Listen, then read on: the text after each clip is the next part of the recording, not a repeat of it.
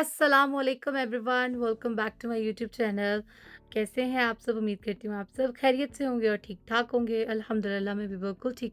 तो आज सुबह ना जैसे ही मैं उठी हूँ ना और मैंने मोबाइल पे एक न्यूज़ देखी, पहले यकीन माने मुझे बिल्कुल ऐसे लगा कि शायद कोई ऐसा कैसे कर सकता है कि मतलब किसी के बारे में भी आप इतनी जो है वो अजीब-अजीब जो है न्यूज़ कैसे फैला सकते।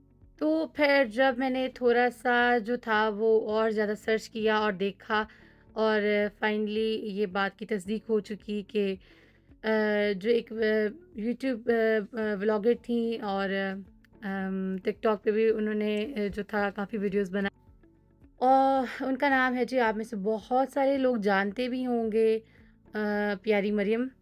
लिटरली मुझे बहुत दुःख हुआ कि इंसान कितने ख्वाब सजाता है, कितने ख्वाब देखता है। अल्लाह पाक जो है जी उसे जन्नतुल फ़िरदौस में आला मकाम अता करे और उसकी जो फ़ैमिली है उनको सब्र दे। और मुझे लिटरली अभी नहीं पता कि उसके जो बेबीज़ हैं वो कैसे हैं, ये ठीक हैं या नहीं। बस जैसे भी हैं, जहाँ भी हैं, अल्लाह पाक उन्हें भी सेहत वाली ज़िंदगी दे। लेकिन मैं उसका कोई व्लॉग देख रही थी जिसमें वो दिखा रही थी अपने बच्चों की चीज़ें कि ये चीज़ें मैं जो हूँ बाय करके लाई हूँ, शॉपिंग की है। कितनी खुश थी और बार-बार यही कह रही थी कि आप सब जो है वो मेरे लिए दुआ करना। कि ये जो सारी चीज़ें हैं वो अल्लाह पाक मुझे पहनना और इसे इस्तेमाल करना नसीब करे। तो इसका मतलब सच्ची से मुझे ना अब समझ आया है क्यों सारे हमारे बड़े ऐसे कह देते हैं कि जब आप कोई चीज़ खरीदो या कुछ भी लो तो पहले ये ज़रूर दुआ करो कि अल्लाह पाक जो है ना वो उसको पहनना नसीब करे। लिटरली गाइज़, लाइफ़ की कोई गारंटी नहीं है। लिटरली जिस खुशियों का आप जो है ना वो आज इंतज़ाम कर रहे हो और इतनी तैयारियाँ कर रहे हो और आपको यही नहीं पता होता कि आपने वो सब खुशियाँ देखनी भी हैं या नहीं। लिटरली गाइज़, इस तरह तो लगता है कि लाइफ़ कुछ भी नहीं है। लाइक एक पल आप इतने खुश नज़र आते हो और अगले ही पल जो है वो इस तरह की खबर आ जाती है। मैं कहती हूँ, हालाँकि मुझसे कभी मिली नहीं हूँ। बस एक दफ़ा ही मेरी उससे जो है वो टिकटॉक पर ही बात हुई थी। टिकटॉक पे तो फिर मैं है ना अब मैं लिटरली मैं इतनी परेशान हूँ ना, मेरा दिल ऐसे उदास है कि ऐसे जैसे कोई मैं उसको बहुत अरसे से जानती हूँ, पता नहीं मैं कितनी बात करती होती थी उससे। मुझे अब ना लिटरली उसके बच्चों की टेंशन हो रही है कि अब उनका कौन ख़्याल रखे? क्योंकि एक माँ जो कर सकती है, वो कोई दूसरा नहीं कर सकता। कोई दूसरा क्या, कोई कर ही नहीं पाता वैसे। तो इसीलिए आप सब भी उसके लिए दुआ कीजिएगा, अल्लाह पाक उसके जो है वो आगे की आसानियाँ करे और उसे जन्नतुल फ़िरदौस में आला मकाम अता करे, आमीन। सबसे बड़ी बात जो मैं एक करना चाहूँगी, जैसा कि आजकल के लोग हैं ना, वो क्या करते हैं गाइज़ कि उनको होता है कि चलो भई हमने बस फ़ेमस होना है या फिर हमने नाचना है या गाना है। लेकिन उस लड़की में बेस्ट चीज़ ये थी कि माशाल्लाह माशाल्लाह उसके सर से जो दुपट्टा था ना, वो कभी नहीं उतरा। उसने वैसे ही दुपट्टे के साथ जो था ना अपना ब्लॉगिंग की, सोशल मीडिया यूज़ किया। हालाँकि वो चाहती तो वो भी कह सकती थी कि पता नहीं दुपट्टा उतारने से कौन-सी जो है वो हमें मैं फ़ेमस हो जाऊँगी। लेकिन उसके सर से कभी दुपट्टा नहीं उतरा और वैसे भी कहते हैं जब कोई इंसान चल जाए ना तो उसकी अच्छी बातें याद करनी चाहिए। आजकल जो है ना वो मोबाइल पे इतना ज़्यादा फ़ेक न्यूज़ आने लग गई है ना कि आपको लाइक पहले तस्दीक कर लेनी चाहिए, क्योंकि ऐसे आप किसी के बारे में ऐसी खबर फैला दो तो अ, फॉर एग्ज़ाम्पल उस इंसान तक पहुँचे तो उसको बड़ा फिर दुःख लगता है। तो फिर मैंने पूरी पहले उसके ही जो पेज था टिकटॉक पे जाके देखा और वहाँ पे पोस्ट स्टोरी लगी हुई थी कि उसकी डेथ हो चुकी है। तो गाइज़ इसलिए कहते हैं कि जो है ना इस दुनिया की है ना चंद लम्हों के लिए है ना अपनी आखिरत को ख़राब ना करें। ऐसा कोई काम ना करें जो आपके लिए आगे चल के जो है वो परेशानी का बने।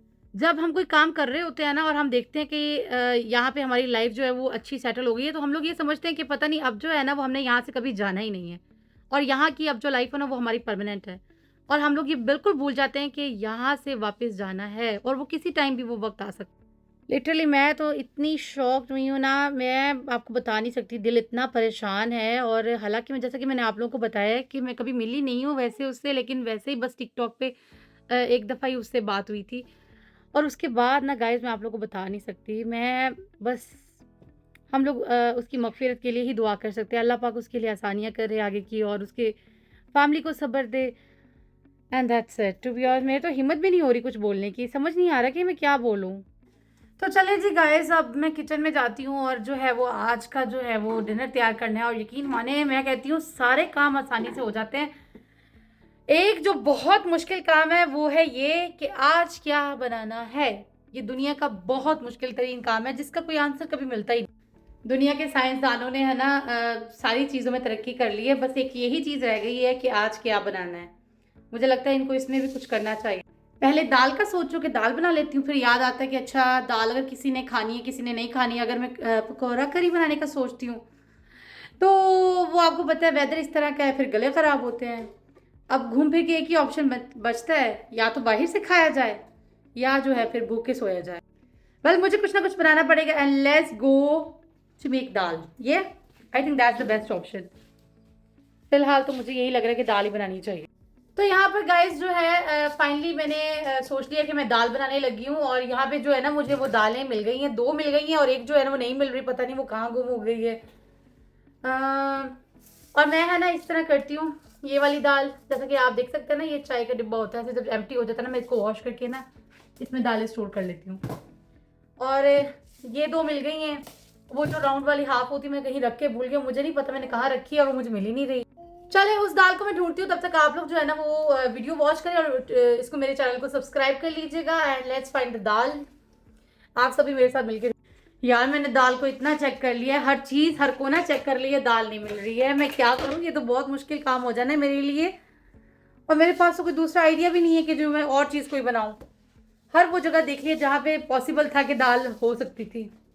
अब मैं क्या करूँ, यहाँ पे मुझे प्लान कैंसिल करना पड़ेगा। चलिए देखते हैं क्या करना है गाइस।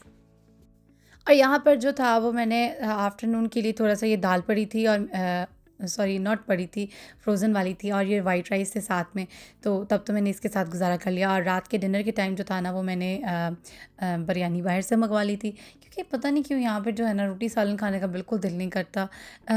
बंदे का ऐसा लगता है कि बस है ना आप बोर हो जाते हो रोटी सालन खा के, मतलब अगर कोई वेजिटेबल के साथ भी बना लो ना फिर भी बिल्कुल दिल नहीं करता। तो that's why I decided to order biryani and फिर अल्हम्दुलिल्लाह ये खाई थी बिरयानी, बहुत मज़े की थी। अब मैं सोच रही हूँ कि मैं जो कल है ना फ्राइडे का दिन है, इंशाल्लाह मैं अपनी खुद की ना घर पे भी बनाऊँगी बिरयानी, बिकॉज़ ये तो स्मॉल पोर्शन है, ये तो ख़त्म भी हो जाना है, और फिर जो मैं बनाऊँगी वो एटलीस्ट वो 2 दिन तक चलेगा। Okay guys, so here I am going to end my vlog. I hope आप लोगों को ये मेरा छोटा सा व्लॉग अच्छा लगा होगा। अगर अच्छा लगा है don't forget to subscribe, like, comment and share, and see you in the next one. अपना बहुत सारा ख्याल रखिएगा, दुआओं में मुझे याद रखिएगा। अल्लाह हाफिज़।